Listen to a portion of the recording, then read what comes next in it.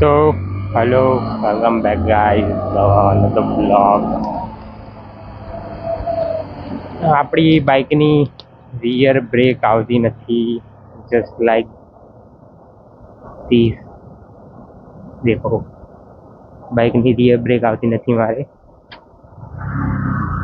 સો શોરૂમમાં બતાવ્યું તો શોરૂમ વાળો કે બ્રેક કેલિપર ચેન્જ કરવું પડશે.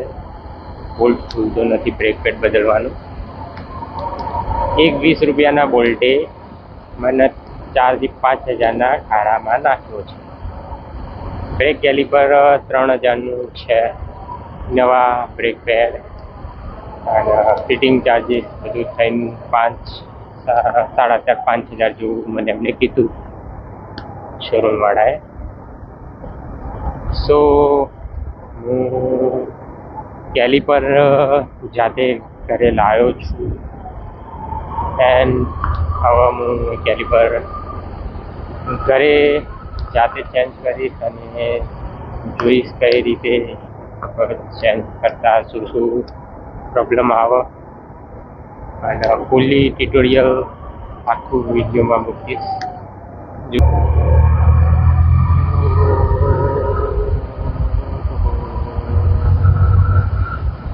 જો ગાઈસ ક્લચ દબાયો મેં, ક્લચ દબાઈ રાખે જો બરોબર. આગળની બ્રેક આવે, આ પાછળની બ્રેક જ નહીં આવતી. આગળની બ્રેક ઉપર હું વધારે હાલ બાઇક ચલાવું છું, એ બી છેલ્લા 4 દિવસથી.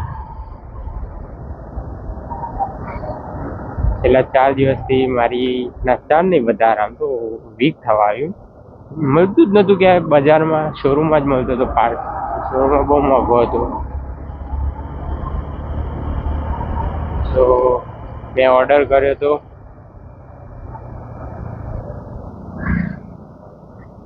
તો આવી ગયો છે પાર્ટ. રિસીવ કરીને આવ્યા આપણે અત્યારે.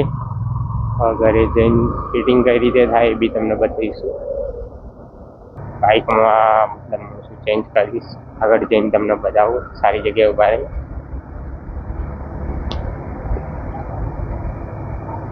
ડ્યુક 250.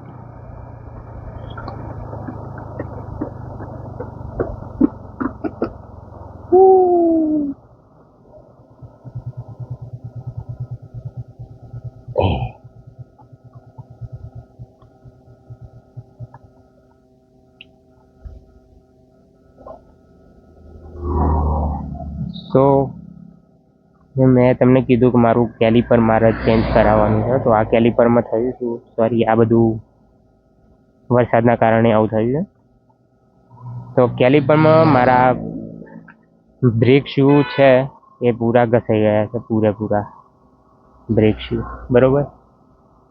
તો મેં આને ચેન્જ કરાવવા માટે આ બોલ્ટ અને એક બીજો એક અંદર સ્ક્રૂ આવે છે એ બંને ખોલાવડાયા. આ તો ઓપન થઈ ગયો, બહાર છે એટલે ઓપન થઈ ગયો. બટ આ અંદરનો જે એક સ્ક્રૂ હતો એ ઓપન થયો નહીં. એના જે સ્ક્રૂના પેલ આવે એલએનટીના, જે એલએનટી ભરાવાની જગ્યા, એ મતલબ ખવાઈ ગઈ, ખરાબ થઈ ગઈ. સો શોરૂમવાળાએ એવું કીધું કે એ નહીં ખુલે તો તમારે આખું કેલિપર નવું ચેન્જ કરાવવું પડશે. અને લોકલ ક્યાંક તમે લેથ મશીન વેલ્ડિંગવાળાને ત્યાં જઈને ખોલાવો તો શાયદ ખુલી જાય. તો તમારા 3-4 હજાર બચી જાય, બીજું કંઈ જ નહીં. સો એને કીધું એ પ્રમાણે આપણે ખોલાવવા માટે મતલબ લોકલ ગેરેજમાં ગયા, લેથવાળાને ત્યાં, વેલ્ડિંગવાળાને ત્યાં બી ગયા. બટ વેલ્ડિંગવાળાએ વેલ્ડિંગ કર્યું, સ્ક્રૂ ખોલવાનો બી ટ્રાય કર્યો. બટ જે નવું વેલ્ડિંગ કર્યું એ વેલ્ડિંગ તૂટી ગયું પણ સ્ક્રૂ ખુલ્યો નહીં. પછી એના પછી ગેસ વેલ્ડિંગવાળાને જોડે જાય. ગેસ વેલ્ડિંગવાળો કે આ વસ્તુ હું કરી તો આપું, બટ એના અંદર જે ઓઇલ સીલ ને બધું આવે એ ગરમ કરવાના કારણે તૂટી જાય અને કોઈ ગેરંટી નહીં કે ખુલે કે ના ખુલે. સો પછી એ બી ના થયું, કેમ કે વેલ્ડિંગ એક વખત વાગી ગયું પછી અંદર મતલબ ખોલવાની કોઈ જગ્યા નથી. સો આપણા જોડે કોઈ ઓપ્શન ના રહેતા આપણે બ્રેક કેલિપર્સ નવા મંગાયા છે. હવે તો ઊંધો ટ્રક ઠોકાયો. લીક થઈ ગયું છે રેડિએટરમાંથી ઓઇલ, સોરી કુલેન્ટ. તો આપણે કેટલા હતા? હા. સો બ્રેક કેલિપર્સ નવા મંગાયા. હવે એ કેલિપર્સને ખોલાવવા માટે શું કરવું પડે કે બોલ્ટ છે, બોલ્ટને કાપી નાખવો પડે, પૂરેપૂરો ઘસી નાખવો પડે, અને એના પછી અંદર નવા આંટા પાડવા પડે, કાપીને હોલ કરીને, નવો હોલ કરીને, ત્યારે કેલિપર સરખું થાય. બાકી એ કેલિપર ઓરિજિનલ જે કંપનીમાંથી આવેલું બાઇક જોડે એનું એ જ કેલિપર છે. સો હું ટ્રાય કરીશ તેને સરખો કરવાનો પૂરેપૂરો. બાકી નવું કેલિપર આવ્યું છે તો આપણે ઘરે જઈને જોઈ લઈશું કઈ રીતે નખાય છે. હું તમને શીખવાડીશ બી ખરો, કારણ કે મને આવડે કેલિપરને એવું બધું નાખશે.